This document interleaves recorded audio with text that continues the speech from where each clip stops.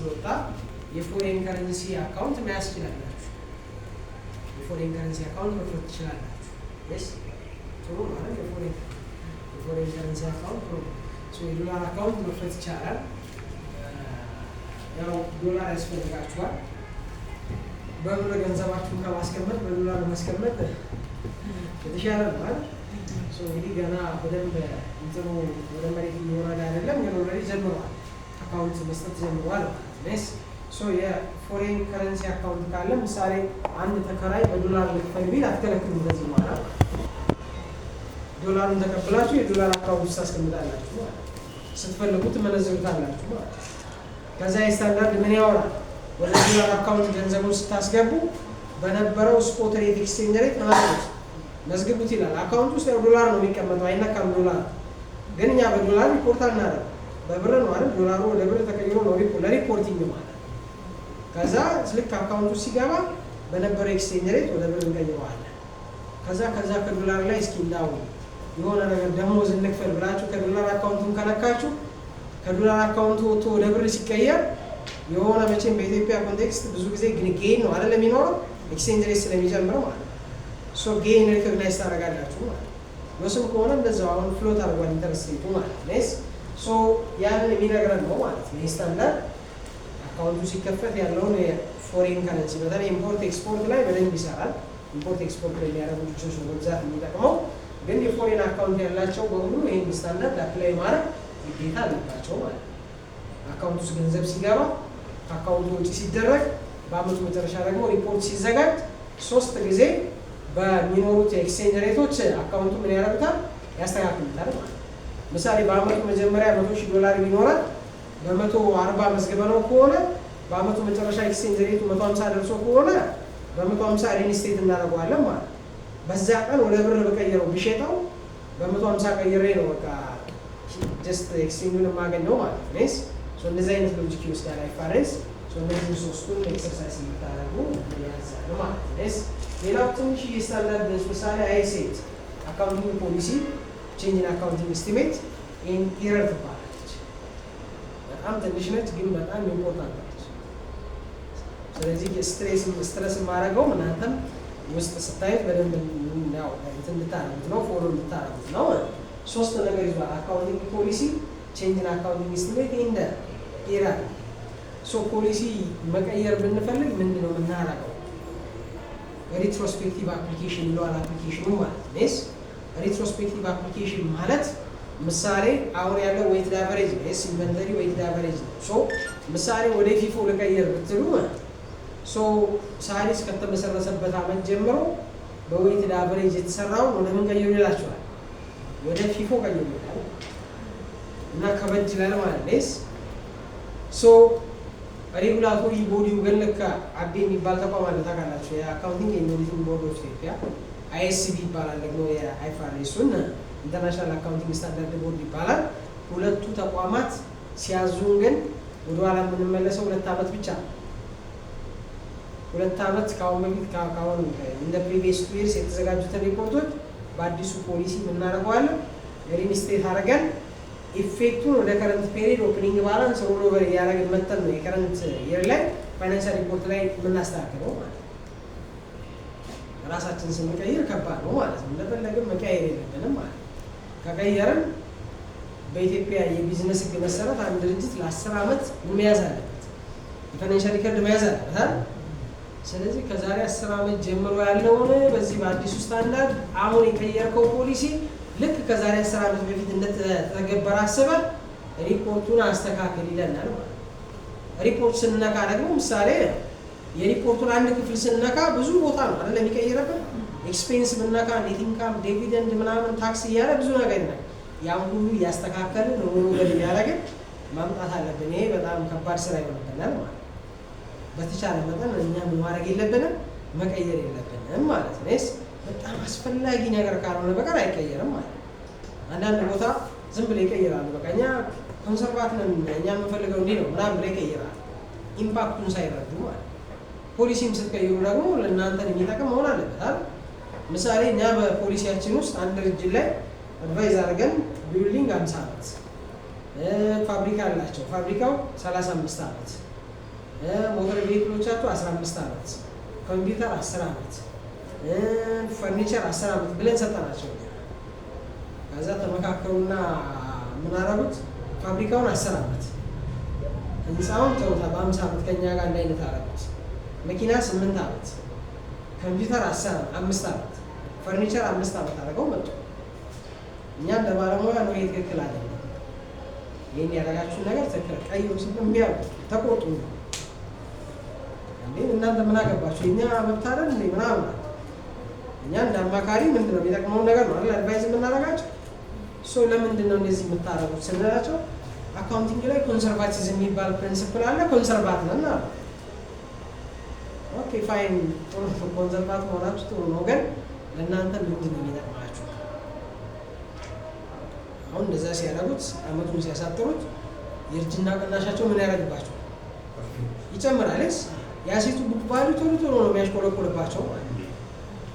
ምንድን ነው የሚሰጣችሁ ቤኒፊት?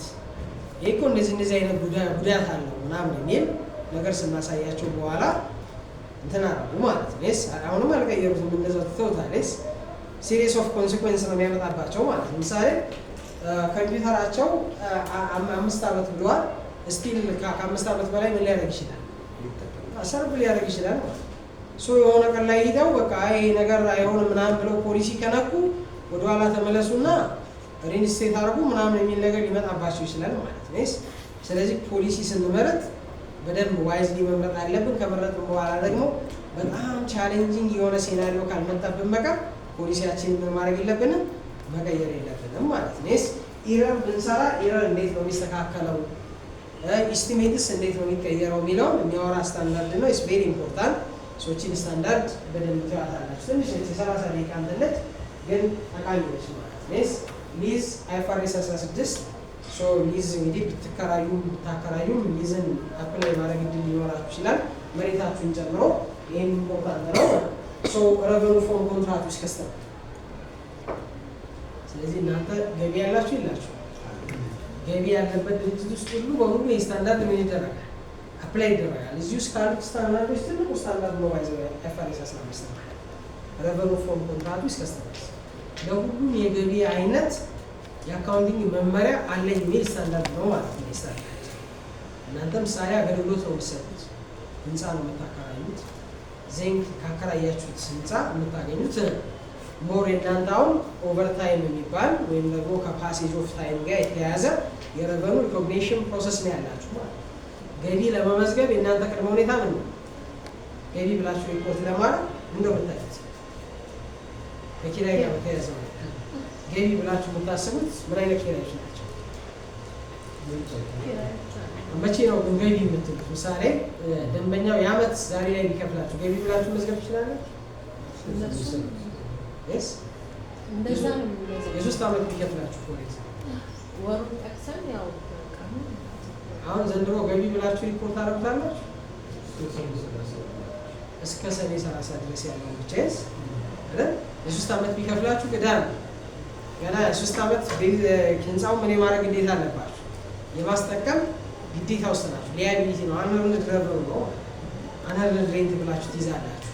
ልክ 1 ዓመት ሲጠቀም ከ3 ዓመት ከከፈለው ውስጥ የ1 ዓመት ግን ገቢ ማለት ትችላላችሁ። መልሱ ሊብል ትመልሳላችሁ? አይመለስም። ቀሪውንስ የ2 ዓመት አገልግሎት ያልሰጣችሁበትንስ እሱ ግን ልትመልሱ ትችላላችሁ ማለት ነው። ይሄ ስታንዳርድ ረቨኑ መቼና ስንት ብር ሪኮግናይዝ መደረግ አለበት ታይሚንጉንና አማውንቱ ነው የሚነግረን ማለት ነው። ረቨኑ የሁለት ነገር ሜትሪክስ ስለሆነ ማለት ነው። ታይሚንጉ ሚስዩስ ካደረግነው ረቨኑ ወይ ከፍ ወይ ዝቅ እናደርጋለን ማለት ነው። ምሳሌ ኪራይ ላይ ያለው ችግር ያለው ደንበኞች ቀድመው ሲከፍሉ ገቢ ብላችሁ ትመዘግባላችሁ። ገና አገልግሎት ምን አላደረጋችሁ አልሰጣችሁ። አገልግሎት ሳይሰጥ ገቢ ተብሎ ምን አይደረግም አይመዘገብም ማለት ነው። ገቢ የምትሉት በሰጣችሁት አገልግሎት ልክ ነው ማለት ነው። ዘንድሮ የተከራየ ደንበኛ ለ3 ዓመት ቢከፍል በዚህ ዓመት ስንት ወር ተጠቀመናል? 4 ወር ነው ዘንድሮ የተከራየው የተጠቀመው ካል ከ3 ዓመት ክፍያ ውስጥ የ4 ወሯን ብቻ ነው ዘንድሮ ገቢ ብዬ ሪፖርት ማድረገው። የሚቀጥለው ዓመት ከተጠቀመ የ12 ወር 12 የመጨረሻው ላይ ደግሞ ሜቢ 6 ወር ሶሪ 8 ወር እንደዛ ላደርግ እችላለሁ ማለት ነው። ስለዚህ ከረቨኑ ፍሮም ኮንትራክት ዊዝ ከስተመርስ ለእያንዳንዷ የረቨኑ ትራንዛክሽን ኮንትራት ያስፈልጋችኋል ይለናል ማለት ነው። ኮንትራት አለ ይለናል። ዊዛውት ኮንትራት ስለ ረቨኑ አታውሩ ይላል ይስታንዳርድ።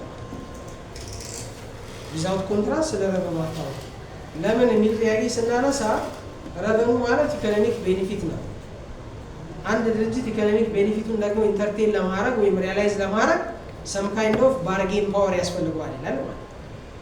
አሁን ለሰሟል ምሳሌ አከራያችሁት ኮንትራት የላችሁ 3 ወር ተጠቀም አልከፈለም። ከዛ የሆነ ነገር ላይ ወጥቶ በሄደ ፍርድ ቤት ምናምን ብትከሱት አይን ያላቃቸውም ሊል ይችላል። ገንዘባችሁን ለመጠየቅ የሚያስችል ምን ያስፈልጋችኋል? ባርጌን ፓወር አንዱ ኮንትራት ነው ማለት ነው። ኮንትራት ግን ሁሌ በጽሁፍ ይሁን ማለት አይደለም። ኦኬ አሁን በእናንተ ሴናሪዮ እያወራ ያለሁት እንጂ ካፌ ማኪያቶ ጠጥቼ ኮንትራት እፈራረማለሁ። ለአድሚኒስትሬቲቭ ፐርፐዝ የማይመች ከሆነ ኦራል ሊሆን ይላል። እናንተ ግን አሁን ለአድሚኒስትሬቲቭ ፐርፐዝ ስላልተመቼ ነው ኮንትራት ያልተፈራረም ነው ብትሉ ህጉም አይቀበላችሁም፣ አይፋሬስም አይቀበላችሁም። የገባችሁ አይደል? እንደ አሁን ማኪያቶ እዚህ ውጭ ላይ የሚሸጡ ምናምን አሉ። እዛ ጋር እጄ ብል ኮንትራት ላያስፈልገኝ ይችላል ማለት ነው። ኢምፕላይድ ኢንቱ ደግሞ ቢዝነስ ፕራክቲስ የሚባል አለ። ምሳሌ ቴሌጋር ነው በእያንዳንዱ ኮንትራት እንፈራረማለን፣ ከአዲስ ነው እንፈራረም ሚስ ኢምፕላይድ ኢንቱ ቢዝነስ ፕራክቲስ ይባላል። በቃ እንዴት ተስማምተናል። ከዛ በኋላ አገልግሎት ሪኩዌስት ሳረግ ገንዘብ ሳስገባ ቴሌ አገልግሎት ይሰጠኛል። አገልግሎት ካልሰጠኝ ገንዘብ ምን ማድረግ አለ? መመለስ አለበት አይደል? የሆነ ጉዳት የሚደርስብኝ እኮ ካሳ ማድረግ ይችላል።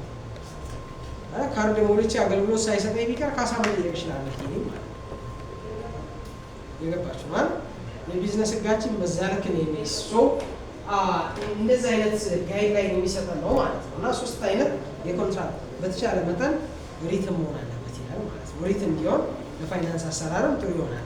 ሁለተኛ መብታችንን ምን ማድረግ እንችላለን? ማስከበር እንችላለን ማለት ነው። በቃ ረቨኑ አገኘው ጥቅም አገኘው የሚለው ወሬ በሙሉ ሪያላይዝ የሚደረገው ኮንትራት ሲኖር ይላል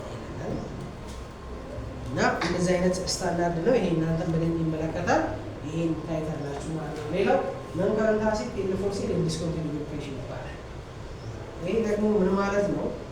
አሴቱ ነን ከረንት አሴት ነው በባህሪው ማለት ነው። የረጅም ጊዜ አሴት ነው። ምሳሌ የሆነች ያገለገለች መኪና መሸጥ ብትፈልጉ እስከ ዛሬ ፊክስድ አሴት ምናምን ብላችሁ የእጅና ቅናሽ ምናምን እየሰራችሁ መጣችሁ የሆነ ቀን ላይ እችን እንሽጥና እስኪ ኤሌክትሪክ እና ምናምን ብትሉ በድርጅቱ ላይ ብሎ ያወራ ያለውትስ እንደዛ ብትሉ ያቺ አሴት ከዚህ በኋላ ፊክስድ አሴት መሆኗ አይቀርና ፒፒ መሆኗ አይቀርና አይፋሬስ 15 ውስጥ ትመጣለች ማለት ነው። ሪክላሲፋይ ትደረጋለች ማለት ነው። እዛ ድሮ የእርጅና ቅናሽ ምናምን እየሰራሁ ነበር። እዚህ ጋር ሳመጣት አሁን የእርጅና ቅናሽ አልሰራም። ለምንድን ነው እዚህ ጋር ያመጣሃት ሲባል ከዚች አሴት የሚገኘው ቤኔፊት ከዚህ በኋላ በመጠቀም ሳይሆን በመሸጥ ነው እላለሁ ማለት ነው። ምን ላረጋት ነው? መኪናዋን ልሸጣት ነው። በስንት ወር ጊዜ ውስጥ? በ12 ወር ጊዜ ውስጥ መሸጥ አለባት። ነን ከረንት ነበረች፣ ፊክስድ አሴት የረጅም ጊዜ አሴት ውስጥ ነበረች የነበረችው። ከዛ ወጣና ከረንት ላይ ያሳያታለሁ ከነ ኢንቨንተሪ ከነ ካሽ ጋር ከነ ሪሲቬብል ጋር አብራ ትታያለች ማለት ነው። ነን ከረንት አሴት ኤንድ ፎር ሴል የሚል ስም እሰጣታለሁ። ማኔጅመንት ኦልሬዲ ሊሸጣት ምናልባት ወስኗል። በምን ያህል ጊዜ ውስጥ ግን መሸጥ አለባት? በ12 ወር ጊዜ ውስጥ መሸጥ አለባት ማለት ነው። ባየር መኖሩን ማረጋገጥ አለባችሁ ማለት ነው። አንዳንዴ ይሄን የሚያውቁ እንትኖች እኛ ሀገር ላይ ብዙ አንጠቀምበትም። ሌሎቹ ሀገሮች ላይ ይሄን አሴት ልንሸጠው ነው ይሉና ጨረታ ያወጣሉ። መሸጥ ግን አይፈልጉም። አንዳንድ ጨረታ አይታችኋል። የጨረታ መነሻ ዋጋው የሆነ ትልቅ ብር ከአሴቱ ጋር የማይገናኝ ይጠራሉ ማለት ነው። ለምን ሲባል አሴቱ ምን የማድረግ ፍላጎት የላቸው የመሸጥ። ኦፍኮርስ እሱ ደግሞ ሌላ ነገር ነው። እኛ ሀገር ላይ አሁን ለዛ የሚደረገው ይሄ ስታንዳርድ ገብቷቸው ሳይሆን 2-3 ጨረታ ላይ ይወጣና አልተሸጠም ምናምን ብለው በጎን በሆነ ዘዴ ምን ያደርጉታል? ይሸጡታል ማለት ነው። እንደዚህ አይነት ክሬቲቭ የሆነ አካውንቲንግ ይጠቀማሉ ድርጅቶች። ምን ያደርጋሉ? ጨረታ አውጥተው ምናምን ካሉ ነን ከረንት ውስጥ የነበረውን ወዴት ያመጡታል? ወደ ከረንት ሲያመጡት የቢዝነሱ ሊኩዊዲቲ ምን ያደርጋል? ይጨምራል። ከረንቱ ይበዛል አይደል? ሶልቫንት ይሆናል ቢዝነሱ ማለት ነው። ይሄ ስቶክ ማርኬት ላይ የሼር ዋጋቸው ምን ያደርገዋል? ይጨምራል ማለት ነው። ከዛ ሬጉላቶሪ ቦዲው ይሄን ነገር የሚያደርጉ ድርጅቶችን ከለከለ ማለት ነው። አሁን ያን ክሬቲቭ አካውንቲንግ ምን ማድረግ አንችልም? መጠቀም አንችልም ማለት ነው። እንደዛ ማድረግ ከፈለግን በ12 ወር ጊዜ ውስጥ እንደሚሸጥ እርግጠኛ መሆን አለብን ማለት ነው። ማኔጅመንት የመሸጥ ኮሚትመንት ሊኖረው ይገባል ማለት ነው። ዝም ብሎ ለይምሰል ሳይሆን አሴቱን አሁን ባለበት ሳይጠቀም ምን ሳይል በቃ አውጥቶ በጨረታ ምን የማድረግ የመሸጥ ፍላጎት ሊኖረው ይገባል ማለት ነው። ኮሚትመንት በቃ ውሳኔ ሊኖረው ይገባል። በእናንተ ኬስ ፎር ኤግዛምፕል በቦርድ በጽሁፍ ምን የተደረገ የተወሰነ ውሳኔ የማይቀየር ውሳኔ ሊኖር ይገባል። ባየርም ሊኖረው ይገባል ማለት ነው። እንደዚህ አይነት ክራይቴሪያዎች ከተሟሉ ነን ከረንት የነበረውን እናደርገዋለን ወደ ከረንት እናመጣዋለን ማለት ነው። ነን ከረንት የነበረው አሴት ወደ ከረንት ሲመጣ ደግሞ ፌር ቫልዩ ምን ይደረግለታል? ይለካል። በገበያ ዋጋው ነው የምትመዘግቡ። ከመዘገባችሁት በኋላ የእርጅና ቅናሽ ምናምን የሚባል ነገር የለውም። እስኪሸጥ በቃ በገበያ ዋጋው ተመዝግቦ ይቀመጣል ማለት ነው። ምሳሌ አሁን ቅድም ያነሳሁት ድርጅት የአዲካ የሚባለው እነዛ መኪኖች በሙሉ ከፊክስድ አሴት አወጣና ማን ውስጥ አመጣቸው? አይፋርስ 5 ላይ አመጣቸው። 20 መኪኖችን አመጣ። ምን ሊያደርጋቸው ነው? ይሸጣቸው። በቃ ይሸጡ። እንግዲህ እንደዛ ከሆነ ኪራይም የማያመጡ ከሆነ ዝም ብለን እነሱን ከምንይዛቸው ምን እናደርጋቸው? እንሽጣቸው። ሲሸጡ ግለሰቦች ሲገዟቸው የተሻለ ዋጋ ምን ያደርጋል? ከቡካቸው በላይ ስለሚያወጡ ይሸጡ የሚል ውሳኔ ወሰነ ማለት ነው። ስለዚህ አመጣና ዋጋ ሪፖርት አደረገ። ለንከረንት አሴት የሚደርስ አሁን ኦዲተሩ የሚያየው ነገር ምንድን ነው? መኪኖቹ ይሸጣሉ አይሸጡ የሚለውን ይገመግማል ማለት ነው። የማይሸጡ ከሆነ ነው ትክክል አይደለም ክላሲፊኬሽናችሁ ይላል። የገበያ ዋጋ ምናምን ካላቸው ሶፋይን ከረንት አሴትስ ሪፖርት ይደረጋሉ ማለት ነው። ይሄ አንዱ ኢምፖርታንት ስታንዳርድ ነው ማለት ነው። ሌላ በጣም ኢምፖርታንት ስታንዳርድ ኢንካም ታክስ አይስፔል። ይህም ሪማርክ ያዙልኝ። ኢንካም ታክስ አይስፔል በደንብ ማየት አለባችሁ ይህን ስታንዳርድ። ለምን በታክስ ህጉ የምትሰሩት አካውንቲንግ እና በአይፋርስ የሚሰራው አካውንቲንግ የሚታረቀው እዚህ ስታንዳርድ ላይ ነው። ምሳሌ የእናንተ ህንፃ ፌር ቫልዩ ተሰጥቶልታል አይደል? የህንፃው አሴት ቫልዩሽን ተሰጥቷል። የአሴት ቫልዩሽን ዋጋና የታክሱ ዋጋ ሁለቱ ምን አይደለም እኩል አይደለም፣ ልዩነት አለ። ስለዚህ የእርጅና ቅናሽ ሲሰራ ምሳሌ በአይፋርስ በገበያ ዋጋ ነው የምትሰሩት። ባስገምታችሁት 12 አይስፔል ትባላለች ኢንካም ታክስ አይስፔል። ኦኬ። ስለዚህ የአይፋርስ የሚሰራው በገበያ ዋጋ ነው፣ ለታክስ የሚሰራው ደግሞ በታክሱ ዋጋ ነው። የታክስ አውቶሪቲው ይሄን የገበያውን ዋጋ አያውቀውም። የሚያውቀው ድሮ ያስመዘገባችሁትን የአሴቱን ኮስት ነው የሚያውቀው ማለት ነው። የእርጅና ቅናሽ ሰርታችሁ ስትሄዱ የሚቀበለው በየትኛው ነው? በድሮ ነው ማለት ነው። አይፋርስ ግን የሆነ በሌላ ሰርቶ አመጣ ማለት ነው። የድሮ የታክስ ህግ 20 ዓመት ነው አይደል? ከዚህ የታክሱ ይበልጣል ከአይፋርስ የእርጅና ቅናሹ ማለት ነው። እሱ አይፋርስ ትንሽ ውጭ ይዛል። ለምን? ለ50 ዓመት ነው እርጅና ቅናሽ የሚያስበው ማለት ነው። ኢቭን ቫልዩ እንኳን ምን አድርጎ ማለት ነው ቫልዩ ተደርጎ እንኳን በልጦ ለብዙ ዓመት ስለሚሰራ ዲፕሪሺዬሽኑ ዝቅተኛ ይሆናል ማለት ነው። ይሄ ስታንዳርድ አይስፔል የታክሱንና የአይፋርሱን ሪኮንሳይል የምታደርጉበት ሴክሽን ነው ማለት ነው። አሁን የማወራው ነገር ቴምፖራሪ ዲፍረንስ ይባላል ማለት ነው። በታክሱና በአይፋርሱ መካከል ልዩነት ተፈጥሯል። ይሄ ልዩነት ግን ምንድነው? ቴምፖራሪ ነው ይለናል አይፋርስ ማለት ነው። እንዴት ነው ቴምፖራሪ የሚሆነው የሚል ጥያቄ ሲጠይቅ በታክስ ህጉ የእርጅና ቅናሽ የምትሰራው ለ20 ዓመት ነው። ከ20 ዓመት በኋላ ለህንፃው ምንም አይነት የእርጅና ቅናሽ ምን አይደረግም አይሰራም የሚለኝ። ምክንያቱም ቡክ ቫልዩ ያኔ ምን ይሆናል? ዜሮ ይሆናል ማለት ነው። ከዛ ኢንካም ስቴትመንት ስታዘጋጁ ከህንፃው የምትይዙት ምንም አይነት የእርጅና ቅናሽ የለም ማለት ነው። እና ሌላ ወጪ ከሌላችሁ ገቢ ብቻ ነው ይዛችሁ የምትሄዱ ለገቢዎች ማለት ነው። የገባችሁ ማለት መቼም ዋናው ወጪያችሁ አንዱ የእርጅና ቅናሽ ነው አይደል? የእርጅና ቅናሹ ይጠፋል ከሪፖርታችሁ በታክስ ህጉ ማለት ነው። የአይፋርስ ግን ገና ስንት ዓመት ይቀጥላል? 50 ዓመት ይቀጥላል ማለት ነው። ያኔ እዚህኛው ላይ ለምሳሌ የታክስ ህጉ ኮንሰፕቱ ምንድን ነው? አሁን ላይ ብዙ ወጪ ስለያዛችሁ የምትከፍሉኝ ግብር ምን አደርገዋለሁ? አነሳ አደርገዋለሁ። ለምን? ብዙ የእርጅና ቅናሽ ሲይዝልን ትርፋችን ምን ያደርጋል? ይቀንሳል። የምንከፍለው ግብር ምን ያደርጋል? ይቀንሳል። ከ20 ዓመት በኋላ ግን የእርጅና ቅናሽ የሚል ነገር እንዳታሳዩ ይላል። አሁን ለ20 ዓመት የታገሳችሁ መቼ ያካክስባችኋል ነው? ከ20 ዓመት በኋላ ያካክስባችኋል ማለት ነው። ቴምፖራሪ ዲፍረንስ የሚባለው ያ ትክክለኛ የትኛው ነው ካሉ አይፋርስ ነው ትክክለኛው ማለት ነው። ኢኮኖሚክ ሜዠርመንቱን የሚያወራው አይፋርስ ነው። አንድ ህንፃ ለ20 ዓመት ሳይሆን የሚያገለግለው ለ50 ዓመት፣ ለ60 ዓመት፣ ለ70 ዓመት ነው የሚለውን ኖር ያወራል ማለት ነው። ይሄን የሚያወራ ስታንዳርድ ነው። ኢስ ቬሪ ኢምፖርታንት። እዚህ ስታንዳርድ ላይ ምንም አይነት ክሊር ያልሆነ ነገር ካላችሁ ዜን በደንብ ይዩትና ውል ዲስከስ ግልጽ ነው። ይሄ ሲሪየስ ፓርት ነው። ሲሪየስ ፓርት ነው። እዚህ ጋር የምትሰሩት ስህተት ድርጅታችሁን ዋጋ ሊያስከፍል ይችላል ማለት ነው። ግብር ሊመጣባችሁ ይችላል። ምሳሌ አሁን እኛ አንድ የሰራንላቸው ክሊያንቶች የታክስ ኦፊሱ ጋር ሄዱ። የታክስ ኦፊሱ ላይ የታክስ ኦፊሰሮቻችንም ክፍተት አለባቸው፣ ብዙ አይፋሬሱን አያውቁትም። ይሄ ከየት መጣ ይሄ ከየት መጣ ሲሏቸው ማስረዳት ባለመቻላቸው የተወሰነ ታክስ አስከፍሏቸዋል። አሁን ሰሞኑን ማለት ነው ልዩነቷን ማለት ነው የታክሷን እና የፋሬሷን ይሄ በአይፋሬስ የመጣ ነው፣ ይሄ በታክስ የመጣ ነው።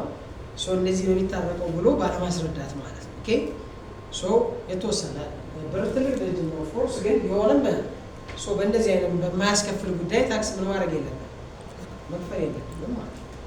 ራሳችሁን ምን ማድረግ አለባችሁ? ሬዲ ማድረግ አለባችሁ ማለት ነው። ባለፈውም ሳነሳው ነበር ምሳሌ የታክስ ኦፊሰሮች በአይፓስ በተደጋጋሚ ስልጠና